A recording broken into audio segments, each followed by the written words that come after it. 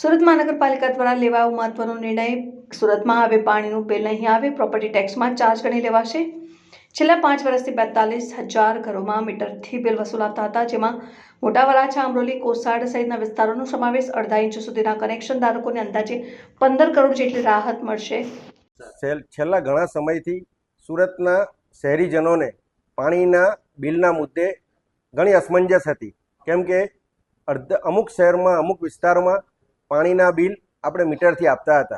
એનું કારણ એક હતું કે સુરત મહાનગરપાલિકા 24 કલાક પાણી આપવા માટે કટિબદ્ધ છે અને તેના માટે અમે આ પાણીની ગણતરી પણ કરી શકીએ, તેના માટે મેં બિલ ઇસ્યુ કરવાનું ચાલુ કરેલું હતું, પણ ટેકનિકલ ઇસ્યુને કારણે અમે આ બિલ જનરેટ કરી શકવામાં થોડું મોડું થતું હતું અને ઘણા ઇસ્યુ ઊભા થયેલા હતા, જેને કારણે આ ફરિયાદો અમારા પ્રદેશ અધ્યક્ષ શ્રી CR પાટીલ સાહેબ સુધી પણ પહોંચેલી હતી અને તાજેતરમાં જ સુરત આવેલા માનનીય મુખ્યમંત્રી શ્રી ભૂપેન્દ્રભાઈ પટેલને પણ અમારા કોર્પોરેટરોએ આ અંગેની ફરિયાદો કરેલી હતી, જેના માટે લગભગ 1.5 મહિના પહેલાં આદરણીય પ્રદેશ અધ્યક્ષ શ્રી CR પાટીલ સાહેબે મને અને મેયરશ્રીને એક સૂચના આપી હતી કે પાણીના બિલ મુદ્દે અલગ અલગ મત પ્રવર્તી રહ્યા છે અને શહેરમાં એક જગ્યાએ તમે પાણીના મીટરથી બિલ આપો છો અને બીજી જગ્યાએ મીટર વગર બિલ આપીએ છીએ આપણે, તો તે યોગ્ય નહીં કહેવાય, તો આનો સુખદ નિરાકરણ લાવો।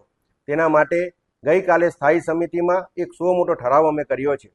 હવેથી પહેલાંની જેમ જ એરિયા બેઝ આકારણી પ્રમાણે વોટર ચાર્જ વસૂલવામાં આવશે અને અડધા ઇંચ સુધીના કોઈ પણ કનેક્શનને હવેથી પાણી બિલ ઇસ્યુ કરવામાં નહીં આવે।